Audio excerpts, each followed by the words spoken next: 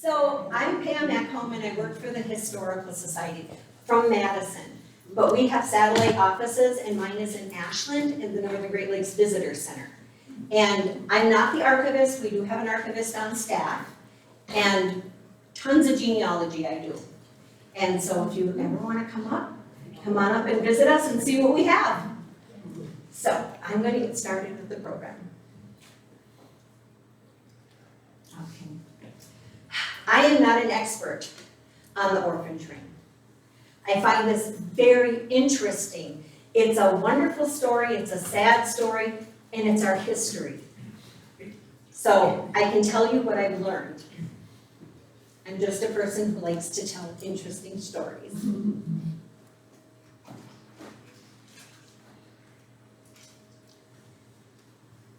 What is an orphan train? Between the years of 1854 and 1929, about 150,000 children were relocated to families in the West. The mode of transportation was train. These trains were called baby trains, mercy trains, and years later they were referred to as the orphan trains. Orphan train is misleading because not all of these children were orphans. Who put the children on the train? This is Charles Brace Loring. He's a missionary, and he started the Children's Aid Society in New York City. There's quite a history on him. Now, this is one of the children's asylums. The children were homeless and in desperate need of help. New York area answer was this, to put them in an asylum. These were usually dark, dungy, not friendly. The children didn't learn anything. And it was not a good place for kids to be. But Charles Brace believed children would grow to be good adults only if they had good families of their own. But where was he going to find these families? Brace thought he knew the answer. Out west. He was certain Westerners would welcome children into their home, not only to have these children complete their family unit, but to help with daily chores. Because surprising to kids now, kids used to do chores.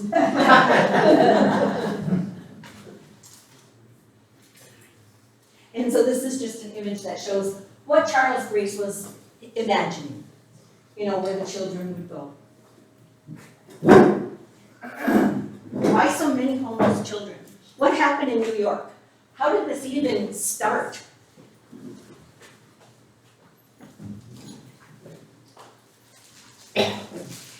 Many of the immigrants arrived in New York and did not leave very far from the city. When they arrived, they had very little in money and possessions. The life the immigrants imagined as they were making their trip here. America, the land of milk and honey. Skyscrapers filled with opportunities, jobs, money, security. This is what they were waiting to come to see. These dapper men, they were seeing, they could wear a top hat. And those classy ladies walk in the street. Yeah, that made New York so enticing for them to come to. But milk and honey was not for everyone, as we know. At the time, most immigrants were escaping terrible situations and political upheaval in their own country. The shipping and land companies energized immigration through extensive marketing. The growth of New York and other eastern cities were ill-prepared for how many people came. The lack of infrastructure in the city, limited access to families with welfare organizations, unsafe living and working conditions led to extreme poverty and loss of life. This is a book done by Jacob Riis. It's a very, very hard book, to go through. But in 1890, Riis did a powerful narrative and innovative use of photography, providing an unflinching look into the lives of the poor and recent immigrants. His work exposed the squalor and living conditions. Overcrowding was, and the tenants were overcrowded and rampant with disease. More than just a book, it was a call to action to galvanize the public opinion, sparking significant social reform. It became a cornerstone of investigative journalism. It offers a crucial historic record of urban life during the Gilded Age.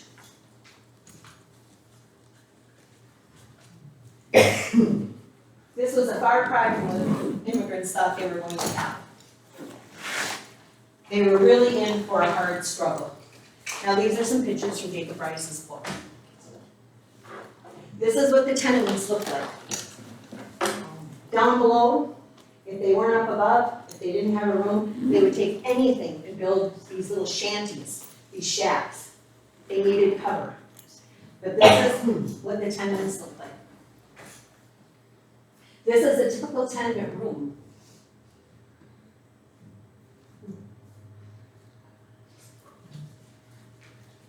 It didn't take long for a family to completely fill that space.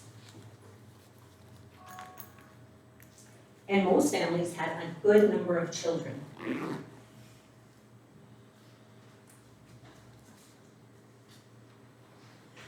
Many men had to take work where they could find it. They look like they're in a mine. It was back-breaking work for very little pay. Days were filled with long, hard, dirty hours, and it certainly added to the despair and broken dreams of the immigrants.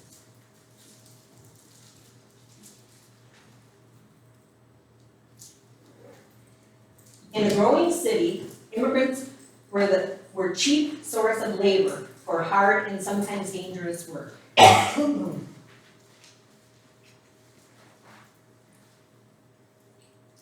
Those skyscrapers did not build themselves. These men worked and risked their lives every second of every day just to feed their families.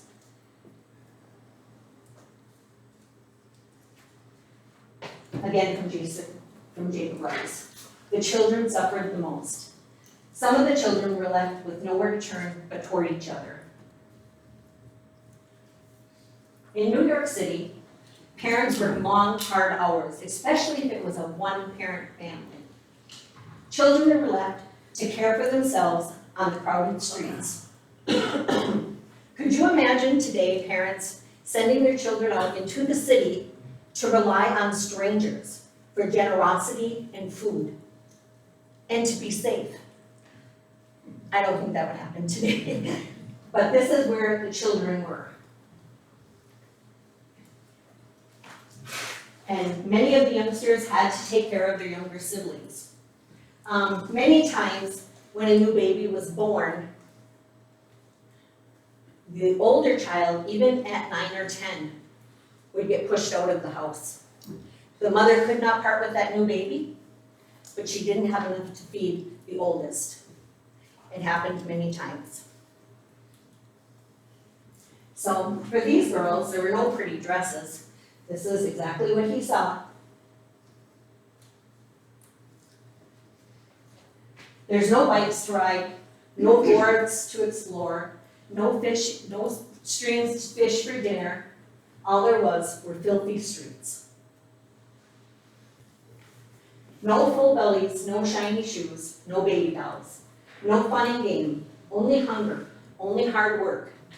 This is no life for a child. This really started to give a deep gap between the social standing of people in New York. The grim reality was children were orphaned at a young age by abandonment or death by a parent or parents. Many children of immigrant families who lived in crowded tenements watched their parents starve to death. Food was so scarce that the birth of a baby was considered not a blessing. These poor families fell easily prey to cholera, tuberculosis, and other communicable diseases. Many of those who survived physically were destroyed mentally, by the effects of alcohol and despair. Take your child to work day, every day. At the turn of the century, New York labor frequently blurred the lines. At times, whole families worked in the same factories. These boys stood all day on running machinery. As you see, one's barefoot, one is lucky enough to have shoes. In these factories, when the city and county inspectors would show up, the bosses had a code word. When that code word was said, there were certain places where the children would have to run and hide. Now, the textile industry was the most prevalent, but it wasn't the only place to exploit child labor. Some of these kids even worked in the mine. You know, what would you say these kids, how old? 10? 9? You know, they're so little. So now, with the invention of the rotary press, newspapers could easily be produced faster and faster. And so they could sell them cheap, so most people could get a daily paper. But the publishers needed somebody to stand on the street and sell those papers. That's where the newsies come in, these young boys. The newsies were a ratty, dirty, and most of the time shoeless gang, each trying to earn a penny to support themselves. They were everywhere throughout the city, and the air was filled with deafening cries as they hawked their papers. That's where the read all about it came from. These boys, and sometimes girls, were young, but many were seasoned and street savvy. They would smoke, chew tobacco, cuss, and gamble as much as any full-grown man. During this era, any child caught stealing or breaking a law was put in an adult prison with adults. There was no juvie hall. So they would get abused in the prison system. Pictures of the boys. Oh. You know, look at how little one even has a crutch. It's and these guys, you know, they were everywhere in the city, everywhere. These boys are actually brothers, according to Jacob Rice. As you see, they're barefoot, but they have hats. But they are actual brothers, all out trying to make money. And I thought this little guy was just adorable. So I had to throw him in there. But again, 9 years old maybe? Brace saw this, and he built this building. It's Newsboy Lodging House. This lodging house offered a bed and a bath for 6 cents. Add a meal for an additional 4 cents. The 6 levels were as follows. The bottom level was shops. Second level was dining, kitchen, and laundry. Third level was school and gymnasium. Top levels were dormitories. Boys could stay there, but at this time, they had to be fully orphaned in order to be in this lodging house. Now, of course, Disney. This is a musical, and I found it very, very entertaining. It came out in 2011, and the show introduces the audience to the story of these newsy kids in New York and how they had to survive. I've seen it. I do believe it's on like Netflix or something now, but if you get a chance to see it, it's worth a watch. The Children's Aid Society was founded in 1853 by Charles Loring Brace and a group of social reformers. At a time when orphan asylums and almshouses were the only social services available for New York poor and homeless children. The goal of the society was not to keep these children in an orphanage, but to find them homes throughout the country, where families needed help around the farm and often had room for one more child. He hoped that a relationship would begin practical level. You needed help on the farm, but you'd fall in love with that child and make it part of your family. Brace's idea was, the best asylum for an outcast child is a farmer's home.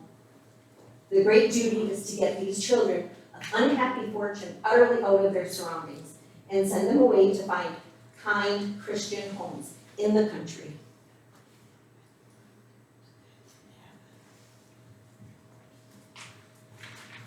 Now, the first orphan train set out to Doggick, Michigan. I don't know how to say that. The goal is to find all the street Arabs or urchins new homes in rural America. So this was the first train that went out. Grace felt that good-hearted families in small towns and on farms would take the children, educate them, and see that they had religious upbringings. In return, it was understood that the children would contribute their labor to the family. This was expected of any child of that time, when all but the most privileged children did not have to do chores. So, to put these kids on the train from the orphanage, there was a process called placing out. And this is by the Children's Aid Society. So, the society agents would come and they'd contact the clergyman in the city. The clergyman would supply names of upstanding men who attended church regularly and knew most of the families in the area. These men would form a committee to oversee the disbursement of the children to the families. The agent would hold meetings with the committee. Flyers would be posted announcing the arrival of the children. The train would arrive, the children would be dressed in very nice clothes and chaperoned to a public hall of some sort. Once there, the children would line up as instructed. Sometimes they would sing, recite poetry that they were taught by the chaperones on the train. They did not go to churches because they did not want there to be religious jealousy. So they held them in a more public place. The town. It was found that it was best not to go to a large city. Ideally, the trains went to towns with 1,000 to 3,000 people and mostly farming country. It was found that American, German, Swedes, and Dane family are the best for accepting children. Mr. Brace felt Minnesota was the best state for placement. The children would make the trip along with chaperones. They would be assigned a seat. That is where they sat, ate, and slept during their journey. It made accounting for the children much easier. The children were fed simple meals and instructed on what to do what they were expected to do when they reached the destination. The children were usually respectful and obedient. The children who were not selected at the stops would board the train again and go to the next stop, or they would be brought back to the Children's Aid Society for the next trip. Some of the children would be very upset and confused why they weren't chosen. Keep in mind, these kids have already been through so much to even end up on a train. And then they take the journey looking for a mama and papa, and nobody accepts them. Now they have to go back.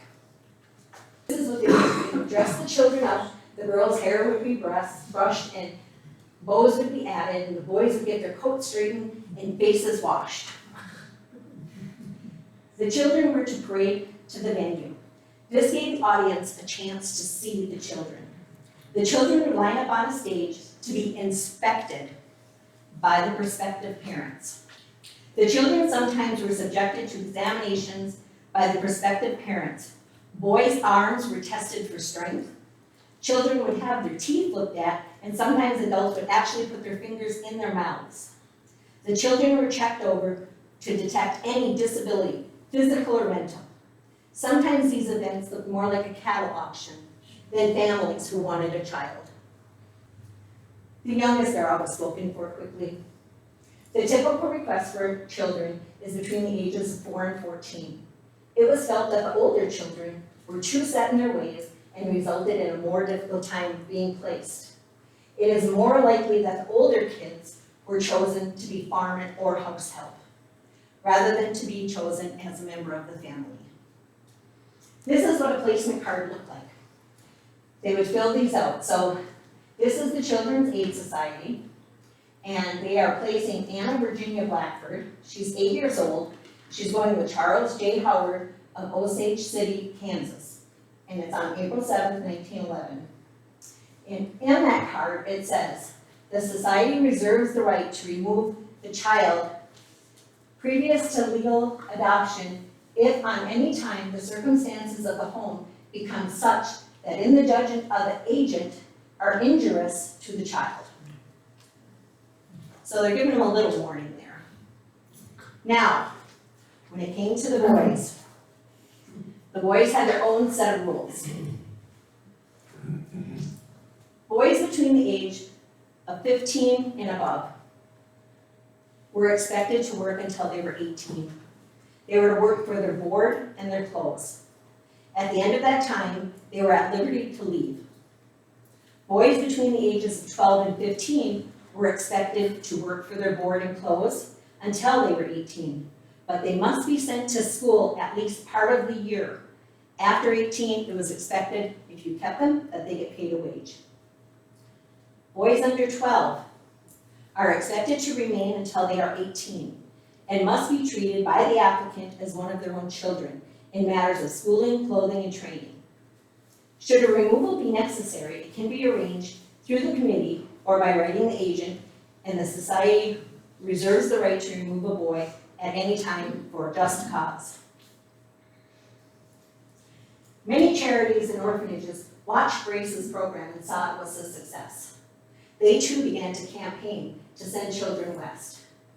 According to the 1893 National Conference of Charities and Corrections Children's Aid Society reported that of the 84,318 children placed between 1853 and 1893, 87% of those children placed were successful. The only states not taking children were California, Florida, Hawaii, and Alaska. Charles Loring Grace almost single-handedly forged the philosophical foundation of the movement and of many other efforts on behalf of the poor children, and remains to this day perhaps a preeminent figure in American child welfare history.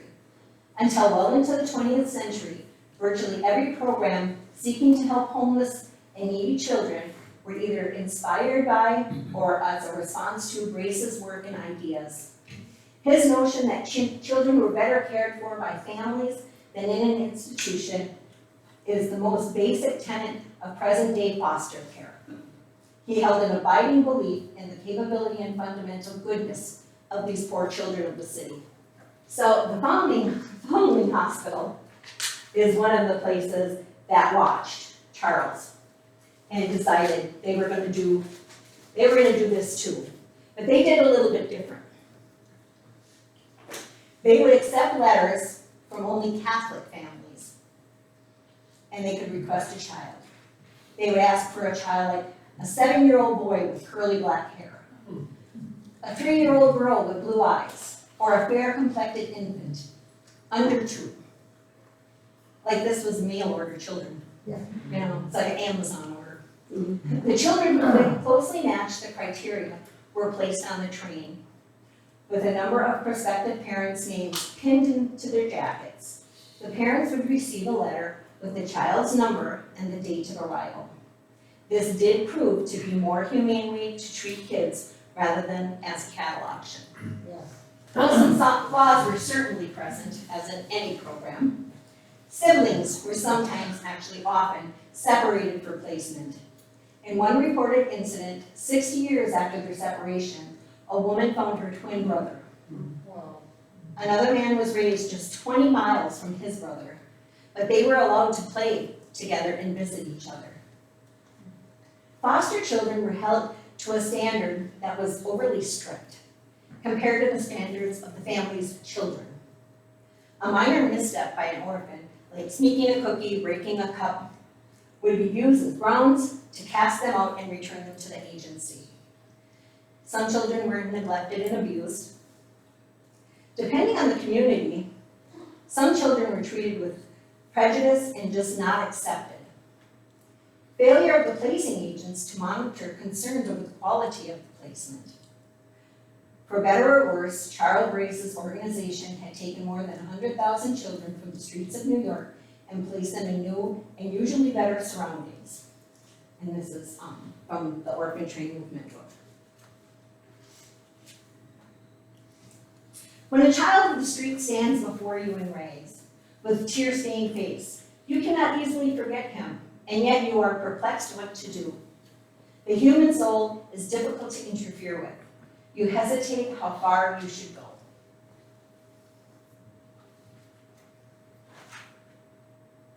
So, this is one of the ways I found out about the Orphan Train. It was featured in the Wisconsin Magazine of History in the 2003-2004 edition. The article was called West by Orphan Train. It was the Wisconsin Magazine of History, and it's by Clark Kidder. He also has a book. While doing genealogy research, you don't have to see this, but okay, on his family in 1980, Mr. Kidder discovered that his parental grandmother, Emily Reese Kidder, was an orphan on the Orphan Train. During her 94-year lifespan, Emily often spoke about living in Brooklyn, the orphanage, and the train ride. Mr. Kidder is a freelance writer and shared his grandmother's Emily's story with the Wisconsin Magazine. This is Emily. Emily and her older brother, two of a family of 10, became wards of the Society for the Prevention of Cruelty of Children in 1900. Richard was adopted by a family in 1902. Emily spent 6 long years in that orphanage. The only personal item Emily had was this brooch with a picture of her father, Lewis. She kept it close to her for over 80 years. This was unusual because they usually didn't let kids take anything. So whoever the caretakers were on this train, they let them have a trinket. Now, this is what it looked like when the kids came on the train. This is H.D. Clark, and he's a placing agent, and then Anna Hill, and she is helping with the children, and this is in Iowa. Emily Reese was with this group. She's not in this picture, but this is the group she traveled with. Mr. Clark received a letter from Emily because the children had to write back to the society. And she thanked him for helping her buy books for her nursing course. So this is March 18th, 1912. Dear friend, I received your last letter some time ago. I will answer soon. I thought I would let you know that I am expected to be married the 27th of this month to Mr. Earl Kidder. Of course you will be surprised. Emily Reese. And there she is. As you see, she has her brooch on. So that is the Kidders. Emily found stability on March 20th, 1920, when she married Earl. Earl's parents and 4 siblings became Emily's new family. The Kidders celebrated 74 years of marriage and welcomed 7 children. After Emily, her death, Mr. Kidder discovered that she was not a true orphan, but she was abandoned at the age of 8 by her parents, Louis and Laura, when they legally separated. The orphanage is looking for a boy. They have not had any letters from him. So they got Mr. Osterweld to please find this boy. A poor child became mayor. I have received the information that you were asking me to get for you about the young man sent to Wisconsin through your society. His name is Thomas Cunningham, Chippewa Falls, Wisconsin. One of the party who went with my brother, Mr. Oswald's brother. He has been mayor and also member of the legislation. And there he is. He was placed out in 1869, became mayor of Chippewa Falls in 1880, and served as Wisconsin Secretary of State from 1891 to 1894. Well, this is the map I have. I'm missing something. I'm missing Hurley. I'm going to add Hurley on there. But as you see, the train, like, very little up north. So much down south, but very little up north in Wisconsin.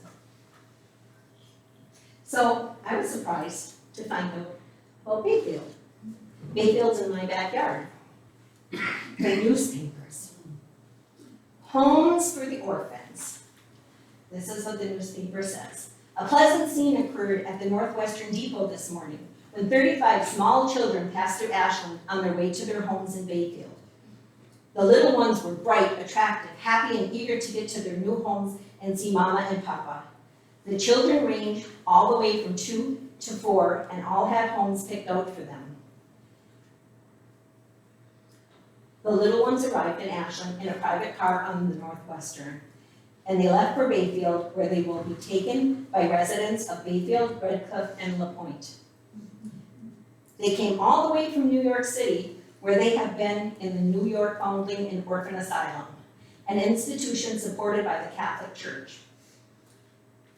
Mr. Swain, agent for the Sisters of Charity, was in charge of the car and was assisted in caring for the children by 2 nurses from the asylum. This was a conversation, the Daily Press reporter. So, another article. They are so jazzed about these kids. So, it pretty much says the same thing, only these folks wanted to go onto the train and see the children. And Mr. Swain had to explain that the children have been told, when you get to your destination, you're going to meet your new Mama and Papa. So, especially if women came on the train and picked up a child, they're going to automatically assume that's Mama. And they're not going to understand why they were left. So, they did not let them do that. And he said they would be making more trips to Wisconsin. With more children, they had thousands to place. The Ashland News.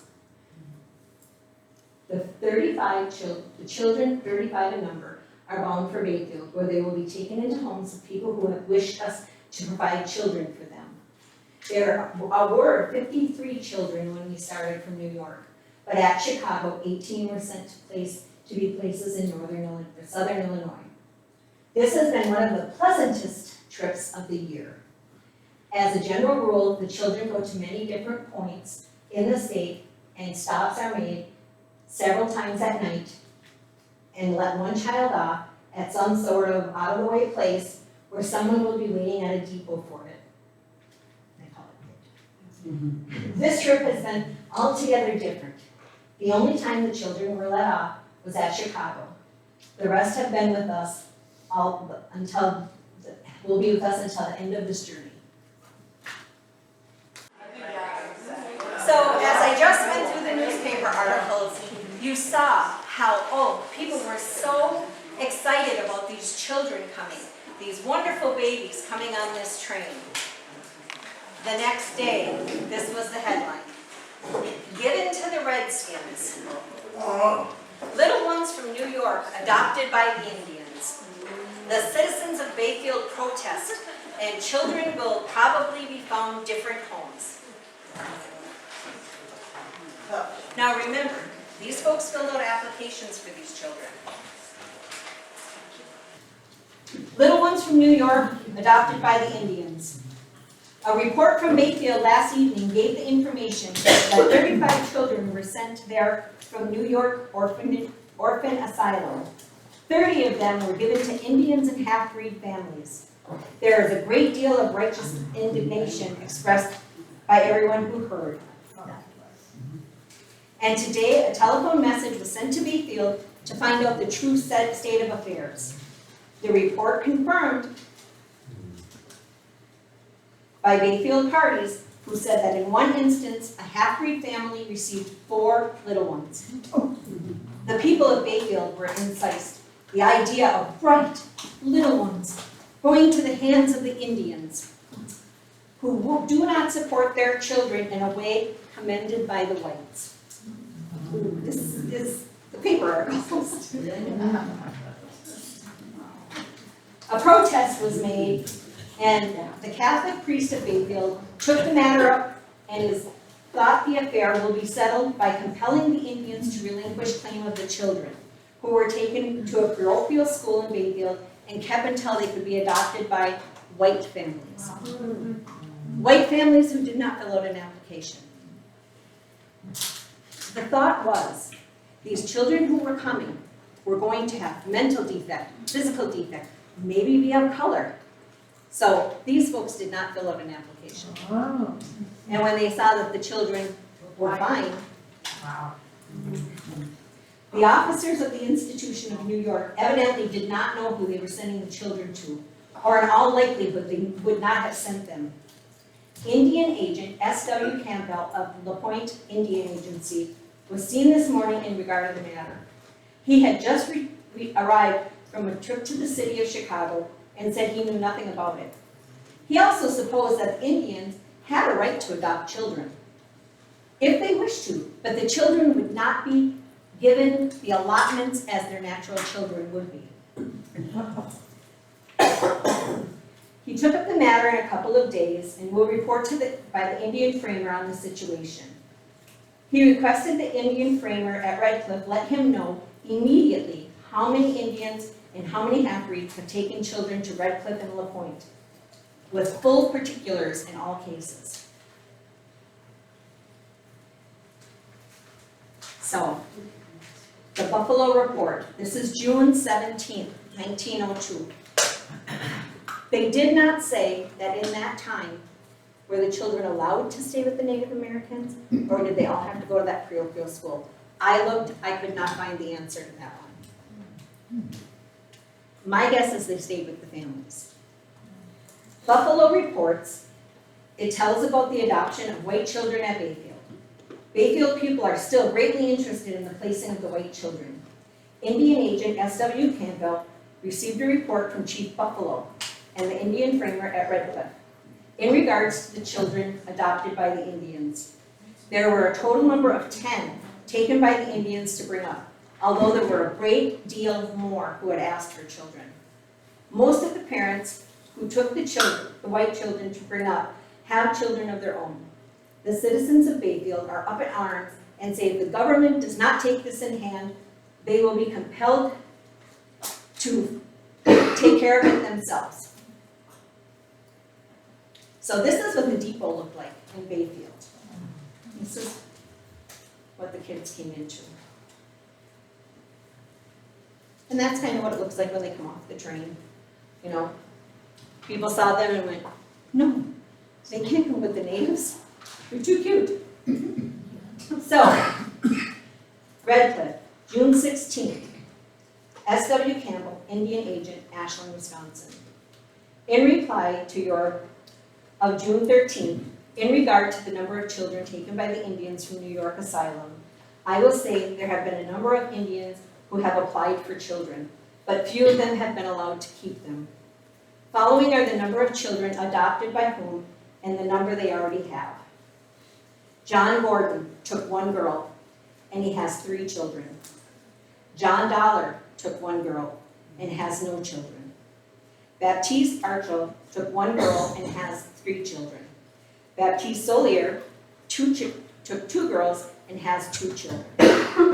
Elizabeth Peterson, 1 girl and has 2 children. James Morton, 1 girl and has no children. Mrs. Madeline Brissett, 1 girl and has 2 children. Marie Gordon, 1 girl and has no children. Mrs. Esther Buffalo, 1 girl and has 8 children grown. In Bayfield, Mrs. Ed Brissett took 1, and Mrs. Mary took 1, and both of them have no other children. So I have Elizabeth highlighted here because I actually was able to find information on her. So this is her actual birth certificate from New York. And her name is Elizabeth Humphrey. She's female, white. She was born on April 9th, 1900 at the St. Anne Maternity. The father is Samuel Lockhead. He was born in the U.S. He's 30 years old, and he's a machinist. Elizabeth Humphrey resides at 130 East 69th Street, New York, and she's 26. That's Elizabeth. Oh. That is Elizabeth. Now, Elizabeth was named after her birth mother, And the thought of that is because the woman had only her name to give her child. St. Anne's Maternity Birth Center leads me to believe that this was a charitable organization affiliated with the orphanage. I'm unsure if the couple were married. Both parents were born in the US, so they were not immigrants. Elizabeth arrived on the Bayfield Orphan Train, and she was adopted by Martin and Elizabeth Peterson of Redcliffe. The Petersons were already parents to a son named Martin and another adopted daughter named Anna. In 2024, Alan Rabideau, Elizabeth and Frank's son, discussed his mother with Mary Gould. She's a Washburn historian. Mary graciously shared this story with us for this information. Here's Anna and Elizabeth, the adopted daughters of Frank and Elizabeth Peterson. I just think they look like sisters. I just think they look like sisters. And this is Elizabeth's parents. Elizabeth, Isabel, and Frank C. Rabideau. And this card came, and it says Elizabeth Rabideau with her mother Isabel Peterson. But that is not verified. It's written on the card that they're unsure if this is actually her mother. But it looks like she's all in regalia, so there must have been an event. But this is Elizabeth as a young child. Happy, pretty happy.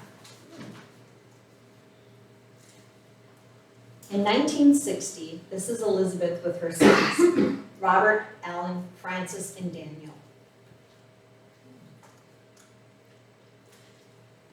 Elizabeth made ornaments in 1973.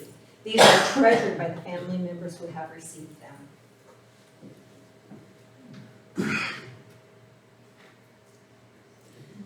When Elizabeth passed away, this is what her obituary said. Elizabeth Rabideau, 82, of Northern Lights Manor Nursing Home, died Friday in Bayfield County Memorial Hospital in Washburn. She was born April 20th, 1900, in New York St. Vincent Orphanage and came to Bayfield on the Orphan Train in 1902. She was adopted by Mr. and Mrs. Martin Peterson. She married Frank Rabideau January 29, 1918 at St. Mary's Church in Odena. She is survived by 3 sons, Robert, Alan, and Daniel. Also 5 daughters, Eleanor, Joan, Irene, Shirley, Janet, and her sister, Anna, who is Eleanor Schmidt, and she lives in Milwaukee. Also, she has 26 grandchildren and 16 great-grandchildren. Wow. She's preceded in death by her husband and her son. So, she had a pretty good life. Yeah. Even for being given to the Indians. Yeah. Now, comes Hurley. Hurley, Wisconsin. And I want to say thank you to Paul Sturgill. He assisted me with this portion of the report of the project. Thank you, Paul. Okay. This is from the St. Mary Church in Hurley, Wisconsin, the celebration of the Golden Jubilee. It's a souvenir record of the origin and progress of the parish of the Blessed Virgin. Now in there was a caption that Paul found, and he shared it with me. And it says, because he was an eminent, charitable, and pious man, Father Gilbert endeared himself immediately to his Hurley people. Typical of his great humanity was his concern for homeless infants. He brought from New York City to Hurley nearly a score of orphan children for adoption into the Catholic homes. In nearly every instance, these children became splendid citizens. And the orphans come to Hurley. There's Rose, Greenberg, Prada, Bartow. Some of these names might be familiar to you folks. James Bolden, Philip Faden, Percy Sullivan, Michael Mead. Those were the children that we found the names for. So, on December 1st of 1995, there was a letter written to the editor of the Iron County Miner. and this is what it says. Nope, I had that wrong, don't I? Alice is supposed to be first. That's right. Here we go. Okay. Recently on TV, PBS, there was a moving story about the Orphan Train, and it brought back memories to me concerning my acquaintance of many years ago with a Mrs. Dennis Shea of Ironwood, who told me about the Orphan Train. She told me interesting stories of the Ironwood early days. Mrs. Shea was a devoted member of the old St. Ambrose Church, now changed to Our Lady of the Peace. In our conversation and chats, the subject of the Orphan Train came up. Father Cora was a pastor at St. Ambrose Church at the time of the Orphan Train, and he brought some of these orphans to Ironwood as they needed homes. The trains also took children to farm families in Minnesota as far as Texas. It was pathetic to see the children, tired and weary from travel, staying from the long ride from New York. The Ironwood people were kind to the children, and many were taken to homes there and in Hurley. Many of the children were of Spanish background.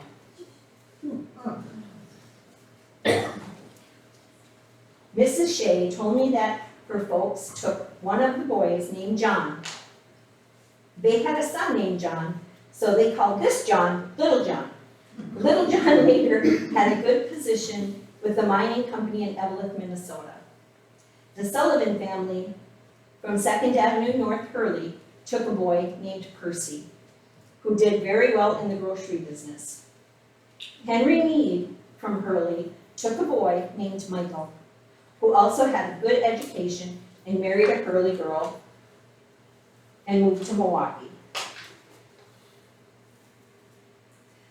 There is always room for another in the family.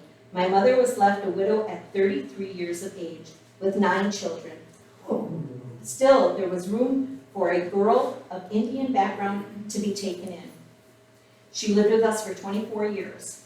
She was an RN and worked at the old Grandview Hospital. Also, when we lived in Ashland for 4 years, a man named Tom O'Connell, who worked on the boats, came to our home and was sick. Mother took care of him, and he lived with us for over 30 years. So you see, there is always room to be found in a home for another person. For food, add more water to the soup. This is Alice Sturgill. This is Paul's aunt. Here is another letter that was written to the editor. And it says, the article on Orphan Train, which appeared on your recent issue, brought me back to many memories of the past. It prompted me to write, especially when the mention of Henry Mead getting a son from the train. There is a very sad story behind all of this. Since I later played a part in it, it seems the 3 families had appealed for an orphan through the sponsorship of the priest at St. Mary's Church. When the train arrived, 2 of the foster parents-to-be were there to get their child. But the 3rd party failed to show up, all due to a heavy snowstorm, which prevented her from getting to Hurley from Montreal. This is where she lived, and there wasn't even any horse and buggy transportation available. In the meantime, the priest felt he was responsible for the child, so he took him to his home with him. The Meads, who lived close to the church and happened to be at the train station, offered to take the boy, just for the night. As soon as it was possible, the lady from Montreal came to Hurley to get the child, to see the priest about the child. She was heartbroken to learn that the Meads had decided to keep him for their own. She had lost a child in Europe and could no longer have children. After her marriage was on the rocks, she felt to bring a child into the home would save it. Since there was no way she could force the Meads to give up the boy, she continued her search. And this is where I came into the picture, when she found me with a midwife at only 3 days old. When we later moved to Hurley, there were times when she would see Michael with his father, and she would say to me, "That boy could have been your brother." But naturally, I didn't understand what she meant. No doubt, the soft spot always remained in her heart when she saw him grow and be a very handsome young man who could have been her son had fate not stepped in. I see Michael and his father walking down Silver Street in matching raccoon hats. It was Michael's lucky day when the Meads decided to keep him.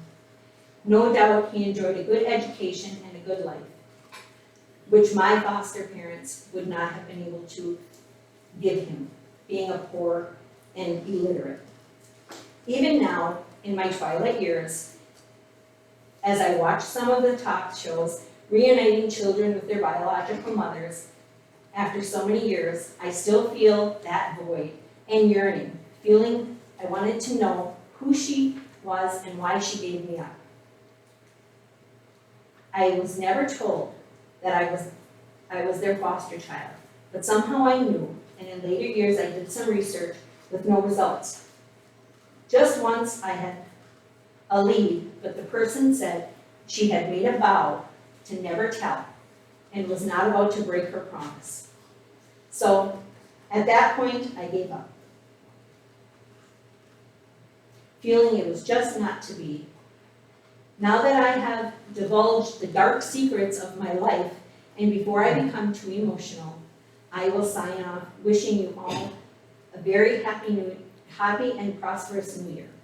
This is from Ida Torillo Rich. How do you say that? Toniolo Relish. There you go. So that's kind of a sad story. One of the things that did happen was one of Rose's children, Mr. Barrow, got a letter. He wrote a letter and got a letter. The letter came from the New York Foundling Hospital. The environment is for unlimited potential, helping the children and families succeed. This was August 14, 1998. Dear Mr. Barrow, this letter is in response to your request for information concerning your mother. The baptismal certificate you sent to identify your mother is made out in the name of the family to whom she was indentured. So that's a pretty interesting word. Your mother's name, when she was left at the foundling on November 12, 1893, was Rose Greenberg. She was brought by her mother, who was sent to the New York Foundling by the priest who was the chaplain at the city hospital on Blackwell Island in New York. I have enclosed a copy of the letter to be sent with her, saying she was anxious to have her baby at the foundling, but she would not stay. Rose was kept at the foundling until she was sent by train to the home of Annabelle and Mary Parada of Iron Belt. I have enclosed a copy of the indenture papers made out on June 13, 1898. Rose would have been 4 years old. Evidently, Rose's mother never returned to the foundling after she left the child, so there is no way of filling in the gaps of Rose's story. You will also note that the indentured papers Greenberg is shortened to Green. However, the letter that came with Rose introduces her mother as a Jewish Greenberg, and in our baptismal records, Rose is listed as Rose Greenberg. I am sorry for the information is so limited, but record keeping in 1893 was definitely not a priority. If you have any questions about this material, do not hesitate to contact me again. In the meantime, may God bless you and your family in very special ways. Very sincerely yours, Sister Cecilia Schneider, social worker. So, that is what you found out about Rose. Now we get to the end of the Orphan Train era. As the American West became better settled, with shops and factories starting to outnumber the farms, the demand for adoptable children decreased. Chicago, St. Louis, and Cleveland grew to be sprawling cities. They began to suffer the same problem of abandoned children that had plagued New York. These cities were soon able to develop their own charitable resources of taking care of orphan children. However, the most significant factor to the end was states began enacting strict regulating on banning the interstate transportation of children for the purpose of adoption. And then, of course, it's the Great Depression. And the Dust Bowl. So this was the end of the Orphan Train. But finding the riders. In 1986, Mary Ellen Johnson worked at the Washington County Historical Book Project in Arkansas. One day she came across the story of two siblings who traveled via the Orphan Train to Arkansas, and she was immediately intrigued. Her curiosity led to the formation of Orphan Train Heritage Society of America, which was officially incorporated in 1987. This is the Research Center. This was the grand opening. They had a reunion. Wow.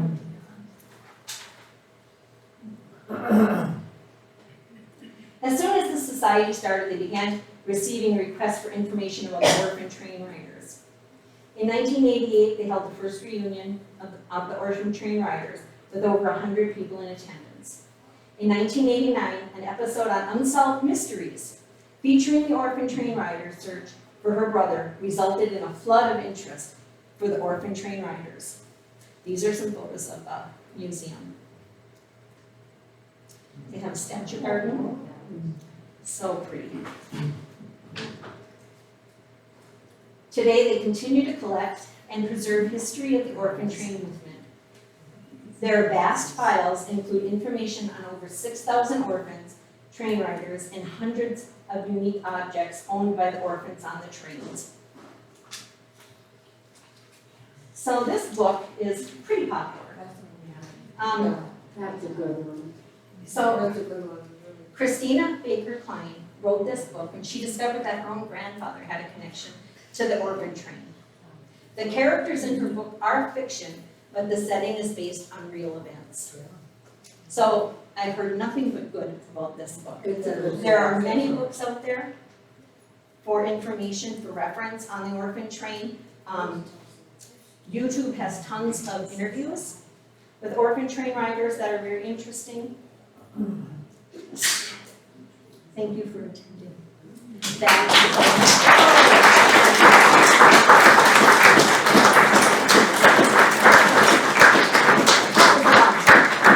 That was a lot of information, but it was very fun to put this together.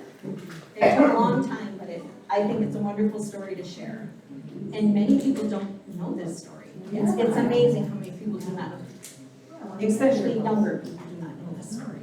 So I do try to get these into the schools and libraries and get the story out. Thank you, Pam, for a very informative program, especially with the Hurley connection. I wanted to mention that I asked Bruce Cox from Wakefield and John Olstrom from Ironwood, two very good local historians, for if they could find newspaper articles about the orphan trains that came to the range. And they could not. Oddly, unlike the newspaper articles for Bayfield, there aren't any articles, and other than my aunt's letter to the editor and then the response from Ida Toniolo-Relich, and then the information from Iron Belt about the Panadas and the Bartles, originally Batoclettes. There really isn't anything. And J. Murphy's History of St. Mary's Parish that you quoted from mentions Father Gilbert Nuono, who brought the orphan trains to Hurley. But and I'm not too sure why this isn't a very prevalent story out there. You know, I don't have an answer for that. It did take some time to find the information and find the reference books and get this all put together and make sure that what I was finding was actually real. Because so much of it was fiction, and they write it so well. So I really had to pick that apart. Yes. I have some information here of Gail Rose Barlow, Rose Barlow. And I would like to share some of it with you. I talked to her daughter. Rose had 5 children, and they were Esther, and people from Iron Belt will know this. Let me find it here. There was let's see. Okay, I can't find the names. Well, I know them. There was Esther, and then there was Florence, Sylvia, Bob, and Gail. And Gail is my friend, and she's the only one left of that family. And her mother, Rose, was on the orphan train. Wow. And Gail has, can you hear me? Yes. Gail has a pair of shoes at her home, a little pair of shoes like this with buttons up the side that her mother wore on the orphan train. And her mother was born in 1887. And she was brought to the orphanage by her biological, unwed daughter. And the girl brought this baby to the Catholic orphanage in New York, and she said, I will come back for her, but she never did. So 5 years later, she was put on the orphan train, and that must have been 1902, 87, and she came to northern Wisconsin. I'm assuming then she came to Hurley. Gail thought maybe that train came to Iron Belt, but it kind of sounded like it came to Hurley. And the Panada family from Iron Belt adopted Gail, and Gail lived in Iron Belt her whole life. And So did Rose have a good life? Rose had a very good life. And she was 18 years old. Gail went to New York as a young lady to find more information about her biological mother and father. She had her walk. The Catholic orphanage said they were paid to keep silent, so they couldn't divulge any names. Well, Rose lived she lived until 1967.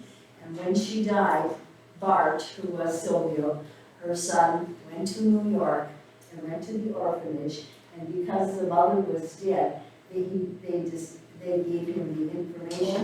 So their family has a history of Rose. Rose married Sylvia Barlow, I can't remember exactly, well, if she was 18, say maybe 20, and then she had her children. And, but Gail said that her mother never talked about the orphan train. She never talked. At 5 years old, I remember 5 years old, I remember things that happened, but she never divulged anything about her life. And so she died in 1967. How old was she? Well, anyway, when she died, she had no idea who her family was or where they were from. Well, when her son went to New York, they found out that she was from Russia. She was a Russian Jewish lady, and she never, when she died in New York, she found that information. Wow. I know, but I've been to her home. She was a wonderful lady. And it's good to hear that she had such a wonderful life. Yeah. A lot of the stories that are out there, you know, we really focus on the bad things that happened, you know, to some of these children. And yes, there were flaws. Bad things happened to these children. But I like the stories where it worked. Yeah. You know, it really worked, and the people had wonderful lives.